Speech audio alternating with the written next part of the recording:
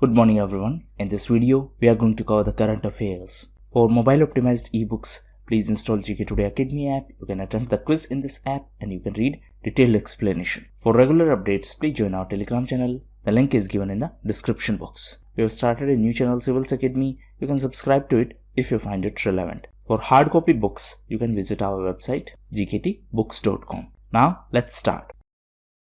What is the upper limit to permit abortion to the special categories of women as per the Medical Termination of Pregnancy Bill 2020? So recently this abortion issue was in news because of this MTP Act. What is MTP? It is Medical Termination of Pregnancy Amendment Bill 2020. Why it was in news recently? Because Rajya Sabha has passed it. So the previous limit was 20 weeks. That means limit for abortion. Now it has been increased to 24 weeks. That means up to 24 weeks abortion can be allowed in certain circumstances. So this is applicable for special categories of women including rape survivors, victims of incest, minors and differentially abled. Lok Sabha had already passed this bill. So now both houses passed it. Apart from that, this bill also provides for setting up of state level medical boards, and these medical boards are going to decide whether pregnancy is to be terminated beyond 24. Please note, beyond 24 weeks in case of fetal abnormalities. That means if there are some abnormalities in the fetus, then this board may approve abortion even beyond 24 weeks. The 10th schedule, which is known as the Anti-defection law, was added in the constitution in which year? So it was added in 1985. It was added through 52nd Constitutional Amendment Act. It is also known as anti-defection law. What is anti-defection? Suppose you are from party A, you contested from party A and now you won the election. After victory, you cannot switch to party B. If you are going to do so, this is called as defection. Now, in case of elected members, this defection is not allowed. In case of nominated members, suppose the nominated member is nominated by the president. So the nominated members can join political party within the 6 months of nomination. And if they are going to do so after the period of 6 months, then obviously they will be disqualified under this anti-defection law. Who is going to be the final authority in case of anti-defection law? So it is going to be the speaker in case of Lok Sabha or vice president, because vice president is the chairperson of Rajya Sabha. So vice president and speaker are the deciding authority in case of anti-defection law. So why this entire issue was in news? Because of a member of parliament who was nominated and later he decided to join a political party. So few important points. First, the number of schedule is 10th schedule. It was introduced in 1985. At that point of time, Rajiv Gandhi was the prime minister. It was introduced through 52nd Constitutional Amendment Act. The elected members cannot defect from political party A to political party B. However, merger is allowed. What is merger? Merger means 2/3 member of party A switch to party B. 2/3, not below that. Please note that the decision of speaker or the vice president is subject to judicial review. That means judiciary can review their judgment and it can be overturned if there are some problems with it. Where is the Handicrafts and Handlooms Export Corporation of India? So it is situated in Uttar Pradesh. That means the headquarters is in Uttar Pradesh and it is in Noida. Why it was in news? Because recently cabinet approved the closure of Handicrafts. That means now it will be closed. So the closure of Handicrafts and Handlooms Export Corporation of India has been approved. Headquarters is in Noida in Uttar Pradesh. So HHEC is a government owned entity and it is under Ministry of Textiles. So why government decided to close it? Because since 2015-16 it is in loss. That's why the government decided to close it, and now the employees of the company will be given the voluntary retirement. That means they will be given the option of voluntary retirement. Now recently this textile sector was also in news as Asia's first solar enabled textile mill was unveiled in Maharashtra. In the context of solar, we have ISA, that is International Solar Alliance. Recently ISA was in news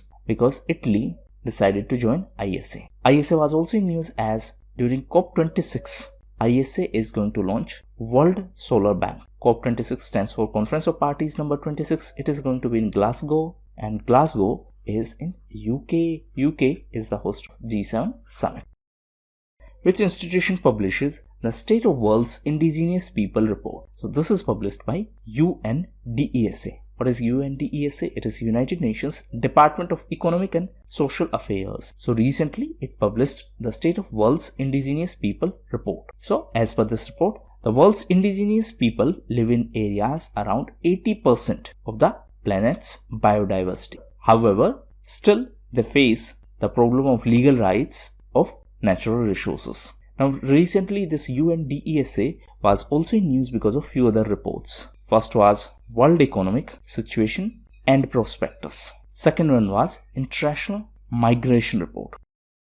Where is the headquarters of CDRI? CDRI stands for Coalition for Disaster Resilient Infrastructure. So the headquarters of CDRI is in New Delhi. It is a coalition for disaster resilient infrastructure. It aims to provide disaster resilient infrastructure. Now what is the meaning of this term? Disaster resilient infrastructure. That means infrastructure which can remain safe during disasters. So recently this was in news because CDRI in partnership with member countries hosted International Conference on Disaster Resilient Infrastructure, under which project CSIR, that is Council of Scientific and Industrial Research, is set to map genetic diversity in Indian Ocean. So as a part of this project Trace Biome, CSIR NIO is going to map the genetic diversity of organisms in Indian Ocean. First thing first, this project is for Indian Ocean, and this project is for mapping of genetic diversity in Indian Ocean, and this project will be executed by CSIR NIO. What is NIO? It is National Institute of Oceanography. So it is an institute under CSIR. The headquarters of NIO is in Goa, and it is going to map the genetic diversity in Indian Ocean as a part of this project Trace Biome. Now for the mapping of ocean and for the database of ocean related information, recently MOES, that is Ministry of Earth Sciences, had launched Digital Ocean Mission. So this initiative intends to keep the data of ocean. So this is going to be a digital database, and this Digital Ocean Mission is an initiative of Ministry of Earth Sciences, and it has been developed by, that means this web-based application of Digital Ocean has been developed by INCOIS. What is INCOIS? It is Indian National Center for Ocean Information Services. So this is the first such platform to provide ocean data related services at one place. Where was the IBSA Women's Forum meeting held? First thing first, what is IBSA? It is India, Brazil, South Africa. If we add China and Russia into it, then these are the members of BRICS. BRICS is an association of 5 countries. India is the chairperson of BRICS for 2021. Okay, now coming back to IBSA. So IBSA Women's Forum meeting was held recently in virtual mode. What is virtual mode? It means video conferencing. So this was the 6th edition of this meeting, and the Indian delegation was led by Union Ministry of Women and Child Development. So IBSA is International Tripartite Group. Why tripartite? Because there are 3 parties. Which are these 3 parties? These are India, Brazil and South Africa. That's why IBSA is known as Institution of South-South Cooperation. Why South-South? Because all these 3 countries lie in the southern side. So these are 3 countries from 3 different continents. India is from Asian continent, Brazil is from South American continent, and South Africa is from African continent. Now please note that in 2003, the foreign ministers of these 3 countries met, and the dialogue forum of IBSA was formalized through Brasilia Declaration. So if the question is that which of the following event is related to IBSA, so it is Brasilia Declaration that led to the formalization of this institution.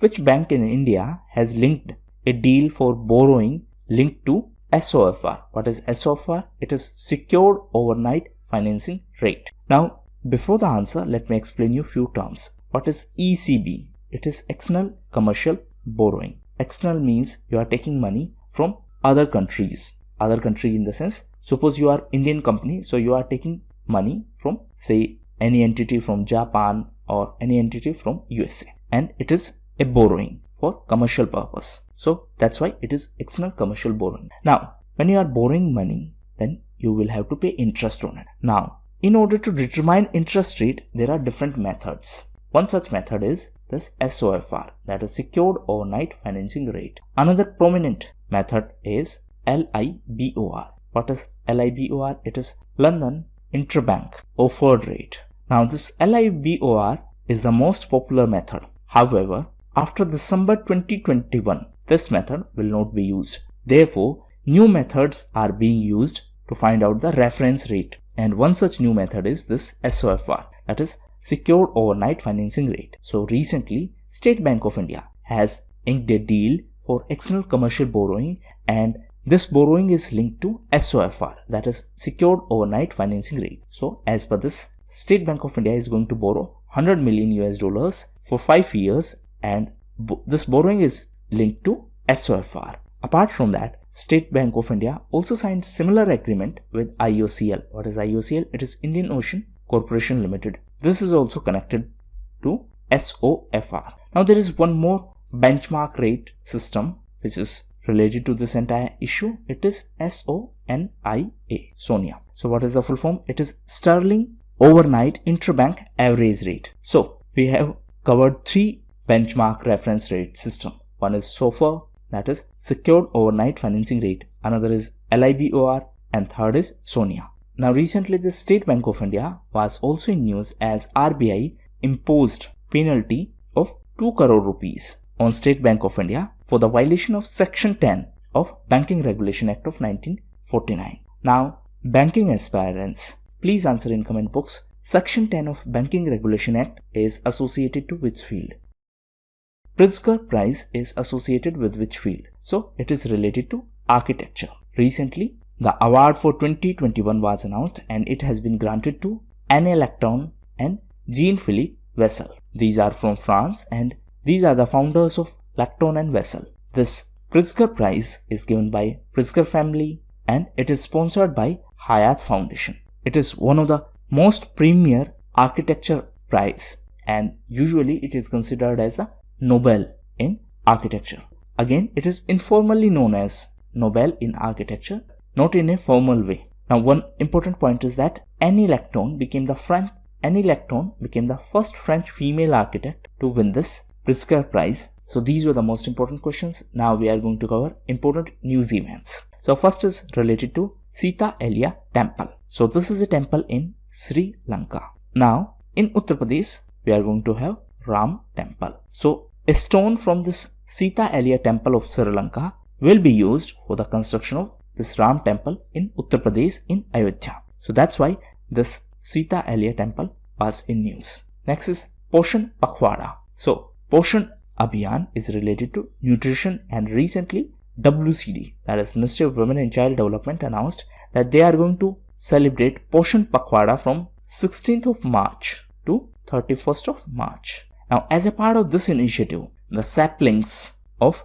nutrition-rich plants will be distributed in the aspirational districts. Aspirational district program is an initiative of Niti Aayog. So, sapling of nutrition-rich plants will be distributed in the aspiration districts. Next is Manipur. So, recently Manipur was in news as it has been declared as the winner state in the implementation of Vandhan Vikas Yojana, as this scheme has become one of the major sources of employment for the local tribe communities in the state of Manipur. Next is Awam Ki Baat. So this is an initiative by Jammu and Kashmir administration. Present LG of Jammu and Kashmir is Mr. Manoj Sinha. So this is a radio program, and with the help of this radio program, government is going to disseminate information about different initiatives so that people can get to know about these initiatives and they can take the benefit of it. Next is Ratal Hydroelectric Power Corporation. So recently, Jammu and Kashmir administration has approved a joint venture for this project. This is going to be on River Chenab. So this joint venture is going to be between